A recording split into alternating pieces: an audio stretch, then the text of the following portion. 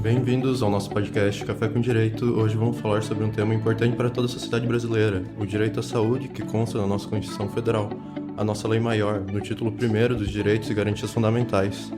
O capítulo 1º trata dos direitos de liberdade, o capítulo 2º do mesmo título, por exemplo, trata dos direitos sociais, como um direito fundamental. Tanto que o artigo 6º define os direitos sociais como a educação, a saúde, o trabalho, a moradia, o lazer, a previdência social, a proteção à maternidade, à infância e a assistência social aos desamparados.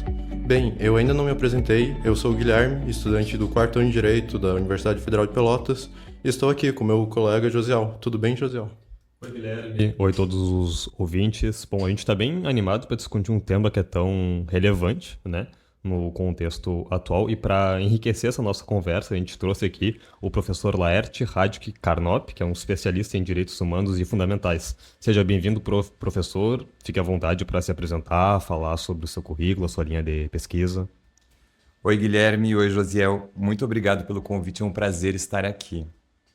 Bom, para começar, o senhor poderia explicar o significado do direito à saúde no contexto dos direitos humanos e fundamentais? Eu acredito que seja a saúde em si, né? Ela é um conceito muito amplo. Eu falo até por mim. Eu, por exemplo, a minha primeira experiência de estágio foi na Defensoria Pública Estadual, onde eu atuava com direito à saúde, e era muito facetada a gama de pedidos que vinha para a gente peticionar. Então, eu queria ouvir do senhor, no contexto desses direitos humanos e fundamentais, o que significa o direito à saúde? É preciso compreender e diferenciar melhor o que são os direitos humanos e os direitos fundamentais para depois inserir o direito à saúde nesse contexto, né? Os direitos humanos, para alguns autores, são a expressão da dignidade da pessoa humana. Quer dizer, é como se fossem alguns fragmentos, alguns aspectos, algumas notas dessa dignidade humana, né? Então, seriam os direitos mais básicos, os direitos mais vitais, né? O que cada ser humano teria direito pelo simples fato de ser humano. Então, o fato é que os direitos humanos têm esse elemento universal, né? Esse elemento que é comum a toda a espécie humana, porque o ser humano é ser humano em qualquer lugar do globo, né? Com necessidades e demandas básicas semelhantes, apesar das diferenças geográficas, culturais e históricas que existem. Então, os direitos humanos eles apresentam esse traço mais universal, né, que perpassa os diferentes estados nacionais, os países, né, e acaba se materializando então em tratados internacionais, pactos, convenções, instrumentos diversos, né, de direito internacional. E acabam hoje também funcionando como uma espécie como uma fonte de legitimidade para a própria soberania estatal, né?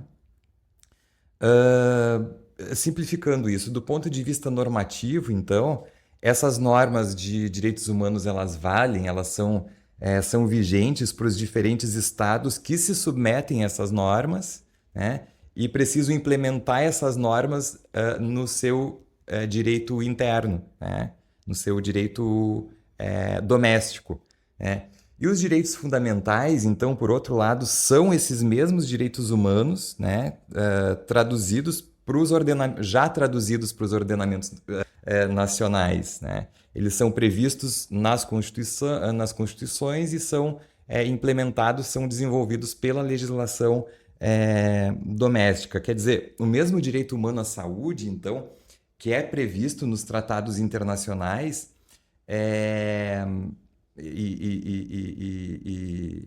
e assegura, né, é universal porque assegura um aspecto da dignidade da pessoa humana, né?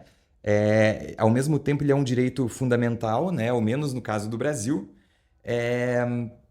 porque ele está previsto na Constituição Federal, né? Como o Guilherme falou lá no início, no título dos Direitos e Garantias Fundamentais e depois no capítulo da Seguridade Social, né? A partir do artigo 196, onde a Constituição traz mais detalhes sobre o direito, inclusive sobre o financiamento desse direito. Que legal, mas o direito à saúde, ele interage com vários outros campos, não é? Teria como explicar como o direito à saúde dialoga com os outros direitos fundamentais e direitos humanos?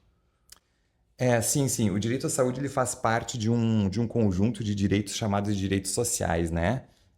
Que corresponde ao que a literatura chama de segunda geração dos direitos humanos ou fundamentais. A primeira geração é aquela que corresponde aos direitos de liberdade, as liberdades individuais, né? Que tem expressão mais individual, e aí a gente tem o direito à vida, à integridade física, à propriedade, enfim. E em relação a esses, o Estado tem um dever de abstenção, né, de não interferência no exercício do direito, né, por parte das pessoas. E a segunda geração, que é a dos direitos sociais, ao contrário, então, né, acaba exigindo uma atuação mais efetiva do Estado para que esse direito de fato aconteça. Então, é o Estado que precisa atuar para proporcionar a estrutura capaz de garantir esse direito à saúde, né? Ou o direito à educação, ou à moradia, né? A toda a população, que são os vários direitos sociais, né?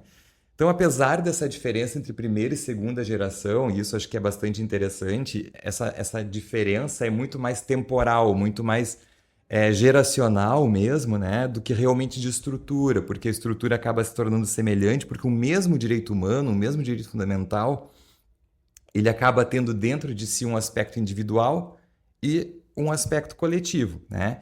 Isso fica muito claro, assim, muito evidente no próprio direito à saúde, né, concretizado por meio do SUS. Então, por exemplo, quando eu vou buscar uma consulta médica na UPA, quando eu vou buscar uma cirurgia de alta complexidade ou um medicamento lá na farmácia popular, né, eu estou exercendo a face individual desse direito.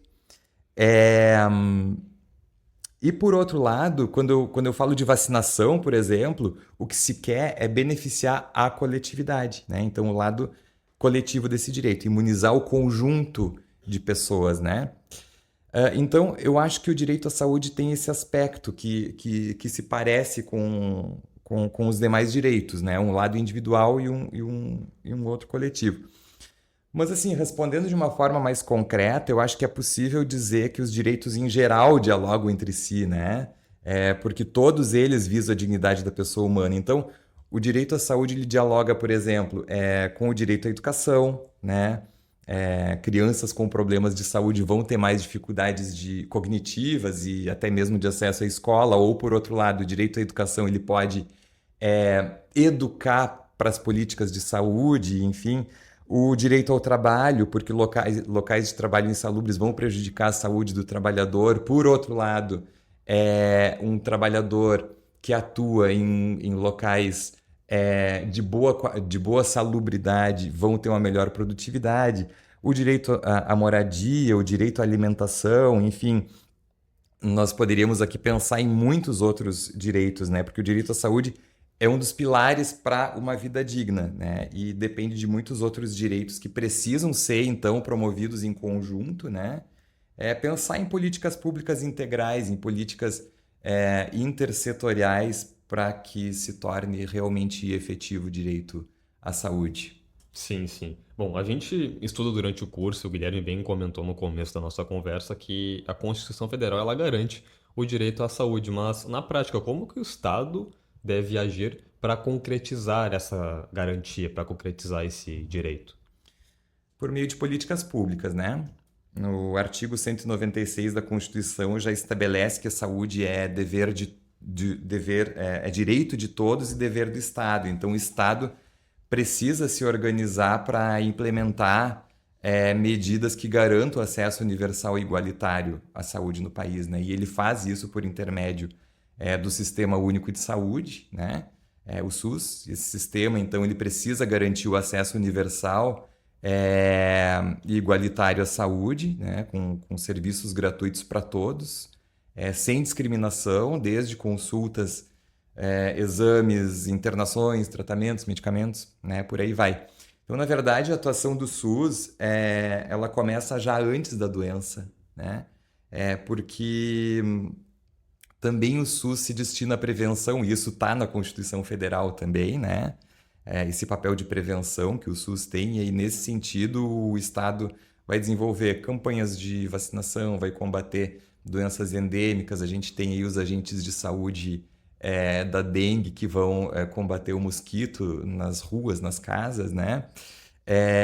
o próprio programa de saúde da família, assim por diante, né? Então, tudo isso com financiamento público, né? Com participação tanto da União quanto dos estados e dos municípios, né? Com a possibilidade também de buscar parcerias com a iniciativa privada, se pode firmar convênios, se pode assinar contratos, por exemplo, a compra de leitos em hospitais privados quando insuficientes os da rede pública, né? Então, uma teia bastante grande de possibilidades, de exigências, na verdade, né?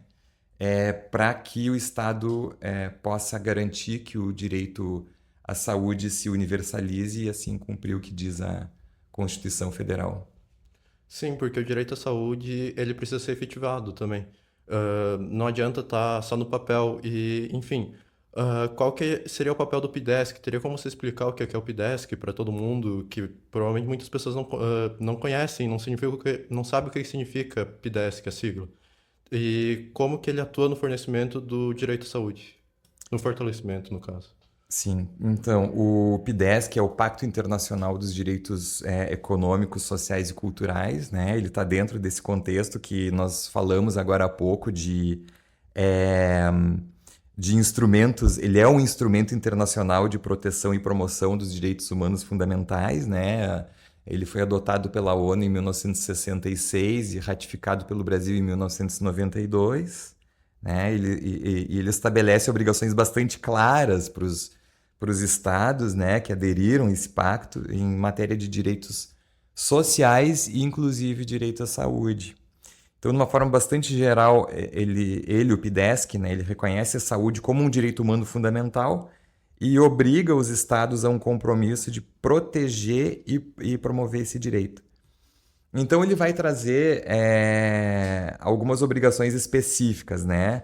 Reduzir a mortalidade infantil, controlar epidemias, fazer ações de saúde pública, garantir o acesso universal aos serviços de saúde, medicamentos, hospitais, né, e etc.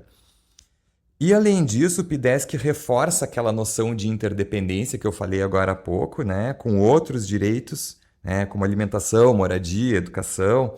Isso exige pensar políticas mais amplas, né, que deem conta de todas essas necessidades de uma forma mais integrada.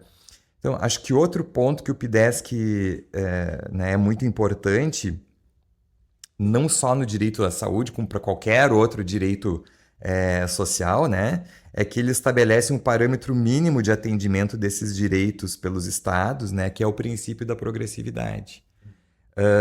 Quer dizer, o Estado precisa sempre avançar na concretização do direito à saúde, do conjunto de direitos, na verdade, né, de qualquer outro direito, nunca retroceder. É a vedação, a proibição ao retrocesso. Então, o PIDESC ele acaba estabelecendo alguns estándares internacionais, né, que orientam a ação dos estados para o acesso à saúde e outros direitos sociais. E aí, por fim, acaba, então, estabelecendo padrões para responsabilização dos estados que não cumprem esses deveres, né? Eu acho que esse é o grande papel desse pacto. Uhum. Outro aspecto que nos intriga bastante, professor, é o conceito de equidade no direito à saúde. O senhor poderia falar um pouco mais sobre? Sim, a equidade é uma das diretrizes do SUS, né? Que está voltada, na verdade, à justiça social, né? No acesso ao direito à saúde, no sentido de reduzir desigualdades e de atender algumas necessidades específicas de algumas populações específicas, né?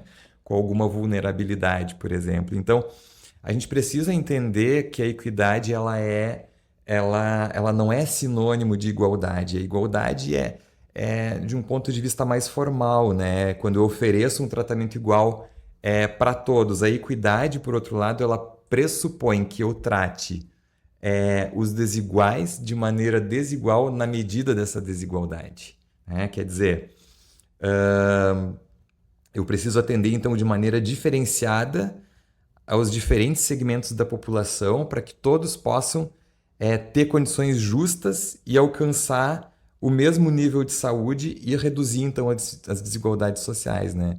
Significa universalizar o direito à saúde a partir da diferença, né? E isso implica em tentar reduzir as dificuldades, as próprias dificuldades estruturais, né, que a gente presencia na sociedade, né? Desigualdades de cor, de gênero, de renda, de desigualdades geográficas também, né? O país é muito grande.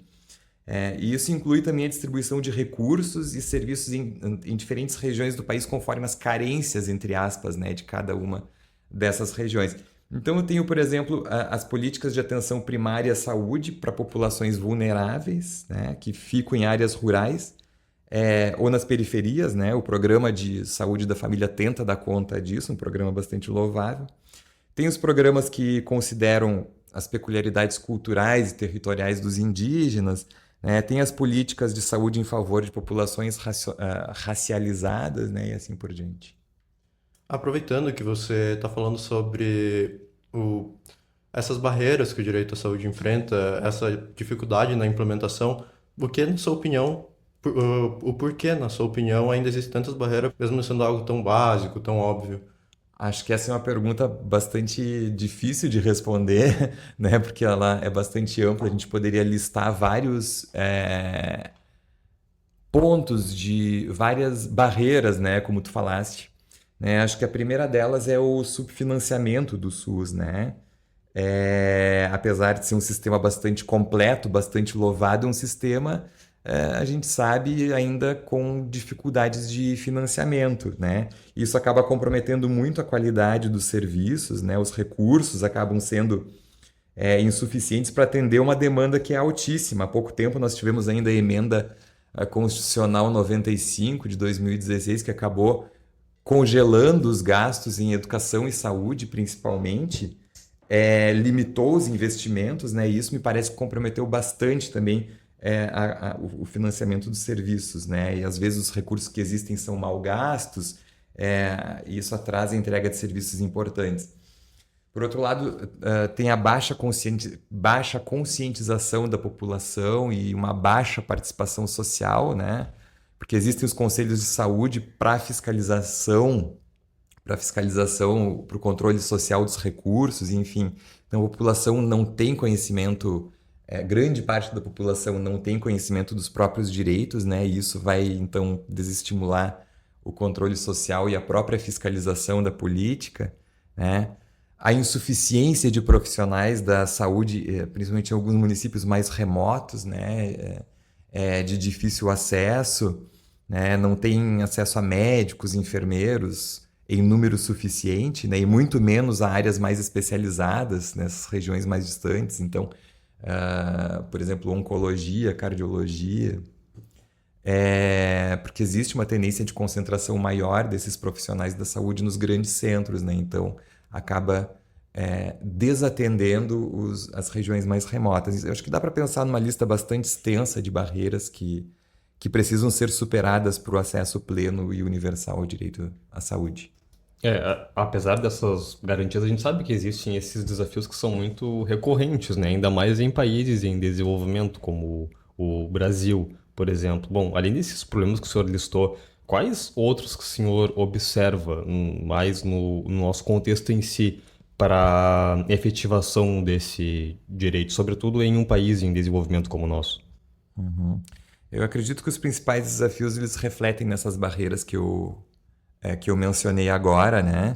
O subfinanciamento do SUS, né? Que vai causar filas enormes, falta de medicamento, falta de serviços como consultas e exames básicos, né? A dificuldade de acesso pelas pessoas que vivem em áreas mais remotas, nas zonas rurais, nas periferias, né? A própria sobrecarga do sistema com falta de leitos e de infraestrutura, a má gestão e fiscalização de recursos, o envelhecimento da população é outra, né, questão, porque aumenta também certas doenças crônicas, hipertensão, diabetes, né, por aí vai. E também a pouca cultura de uma saúde preventiva, né? Uma saúde preventiva ela poderia diminuir custos, né? E sobrecarga do sistema em relação à saúde curativa que se pratica, né? Com doenças, evitando doenças que poderiam ser evitadas. Eu acredito que esse fator preventivo é uma coisa que deveria ser muito mais trabalhada. Eu considero que é um dos principais pontos a trabalhar no SUS. E como você já isso já falou bastante sobre o SUS e sobre sua função, mas eu gostaria que você explicasse para nós e para os ouvintes o que que seria o SUS, como que ele funciona na prática, a quem se destina, se ele se destina a todo mundo. O SUS é uma conquista histórica da sociedade brasileira, né? É um dos maiores sistemas de saúde pública do mundo.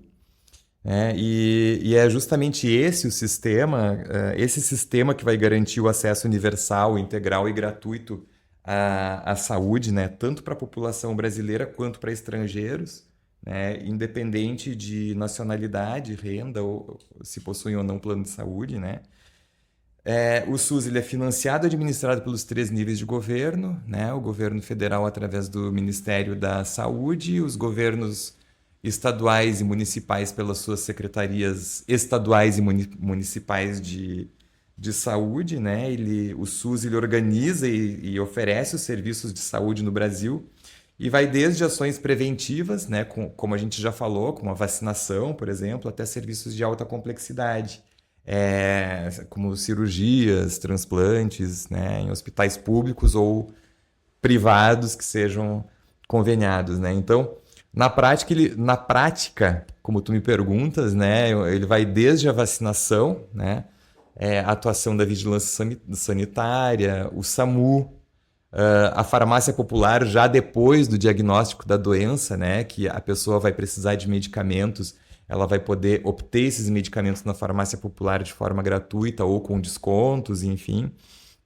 Né, até transplante de órgãos, tratamentos de doenças graves com medicamentos de alto custo, situações que requerem uma atuação mais complexa. Né? Então, claro, existem muitos desafios, mas é um sistema que tem uma importância muito além de atender necessidades de saúde individuais, porque abrange ações de saúde coletiva que beneficiam toda a sociedade. Perfeito. E no que tange à pandemia de Covid-19, quais novos desafios o senhor observa que ela trouxe ao direito à saúde? Bom, a pandemia trouxe desafios enormes ao direito à saúde, né? Primeiro porque expôs a fragilidade de vários sistemas de saúde ao redor do mundo, né? Especialmente em países como o Brasil, né? Porque além da sobrecarga de um sistema que já é sobrecarregado, acabou aprofundando desigualdades que já eram existentes, especialmente as sociais. Porque as populações mais marginalizadas ficaram mais expostas à infecção, o que também expôs o agravante da dificuldade de acesso à saúde, aos serviços de saúde pelas áreas mais carentes, né? Pelas populações das áreas mais carentes. E isso também é uma face da falta da equidade que nós falamos antes, né? Que ainda existe no acesso à saúde, porque houve uma distribuição bastante desigual de vacinas em nível global e nacional. E os dados da OMS mostram isso. Né? Por outro lado, também houve os desafios políticos e econômicos, né, que nós presenciamos, né? E aí teve o dilema dos governos em estabelecer medidas que muitas vezes teriam que optar entre proteger a saúde pública, por um lado, ou manter a economia funcionando. Lockdowns e reabertura de serviços foram constantes, foram se alternando, né, de uma forma bastante constante, e isso muitas vezes deixou claro o conflito dos próprios governos em razão das pressões que sofriam de todos os lados. Então, o desafio logístico, né, o desafio político de vacinação em massa também, que foi a produção, a aquisição, a distribuição de vacinas numa escala gigantesca, sem precedentes. A própria desinformação, não podemos esquecer disso, né? A resistência às medidas de saúde pública, houve campanhas ostensivas de fake news para descredibilizar as vacinas, para descredibilizar o uso da máscara, né, do distanciamento social, né, que foi muitas vezes patrocinado pelos próprios agentes do governo, né? Eu acho que isso resultou em impactos muito maiores também, porque né, existem dados que demonstram um retrocesso no sucesso das campanhas de vacinação, que sempre colocaram o Brasil numa posição de destaque diante de outros países, né? Então, sem dúvidas, houve muitos impactos que certamente também trouxeram alguns aprendizados para o sistema. Perfeito. A gente já falou bastante sobre os problemas e as barreiras que o direito à saúde enfrenta, mas gostaria de saber se você consegue enxergar E o que, na sua opinião, seriam soluções ou estratégias que poderiam fortalecer o direito fundamental humano à saúde no Brasil? Uhum. Eu penso que, antes de tudo, tratar de custos. Né? Tratar de custos. Qualquer direito, seja a educação, a saúde, a habitação, segurança, depende de custos, né? O Estado não faz nada sem dinheiro. Então, eu penso que o investimento maior traria também resultados melhores, né? Porque o mínimo de investimentos que a Constituição estabelece é exatamente isso, é o mínimo, né? Não dá conta de um sistema que precisa absorver necessidades tão grandes, né? Outro ponto, assim, seria a melhoria das políticas de equidade, né? E isso passa pela distribuição de recursos também, né? Investir em regiões mais vulneráveis, municípios mais distantes, né, com maior dificuldade de acesso a procedimentos e tratamentos de saúde em geral, né? Isso exige um apoio e um incentivo maior também aos próprios profissionais da saúde para que se sintam estimulados a permanecer nessas áreas mais remotas. A questão das políticas de prevenção de enfermidades, a saúde preventiva, e a saúde curativa, né? Agir antes que a doença aconteça, prevenir a doença, né? Então, nesse sentido, acho que é necessário uma maior atenção a algumas questões como o saneamento básico, investir no direito a uma moradia adequada, o direito à educação também pode funcionar como um aliado nesse sentido. Eu acho que tudo isso passa por 3 coisas: planejamento, vontade política e participação social. Perfeito. E no âmbito internacional, o que o Brasil poderia aprender com outros países? Eu acho que há muito que aprender, né? Começar por um financiamento sustentável, né, e adequado, a inovação tecnológica em saúde, o enfrentamento a emergências de saúde pública, priorizar ações de saúde mental, melhorar o engajamento da população e etc., né? Mas, por outro lado, acho que o Brasil também tem muito a ensinar, porque o Brasil é referência mundial em vários aspectos do direito à saúde, apesar dos desafios que existem, né? A universalidade do acesso à saúde, a ênfase na atenção primária, o nosso Programa Nacional de Imunizações, o PNI, ele é reconhecido mundialmente pela capacidade de realizar campanhas de vacinação em massa, além do fato de que o Brasil compartilha as próprias experiências com países em desenvolvimento, né? Principalmente países da América Latina e da África. Então, tem muita coisa boa a ser compartilhada, apesar dessas limitações. Nossa, Lark, foi um prazer ter você aqui conosco. Foi muito proveitoso. Conseguimos discutir bastante os temas. E foi uma conversa incrível. Só tenho a agradecer a sua participação. Mas antes de encerrarmos, você teria alguma mensagem final para os nossos ouvintes? Para mim foi uma grande alegria poder participar e compartilhar ideias nesse espaço. Eu agradeço muito pelo convite e pela oportunidade. Muito obrigado, professor. Foi um grande prazer ter o senhor aqui conosco, ainda mais um dos nossos primeiros, que, se Deus quiser, muitos programas que ainda vamos realizar aqui. E a você que nos acompanhou até aqui, nosso muito obrigado. Vocês são a parte mais importante desse projeto. Não se esqueça de nos seguir para poder acompanhar os próximos episódios. E a gente vai tentar postar no Instagram todas as postagens possíveis para informar vocês sobre os seus direitos com uma linguagem simples. E caso vocês tiverem alguma sugestão, nos enviem, por favor, que a gente quer discutir temas que interessem a vocês. E nós vamos tentar trazer da forma mais informativa possível e com a linguagem mais acessível, para que todos possam entender os seus direitos e esses assuntos. Muito obrigado e até a próxima.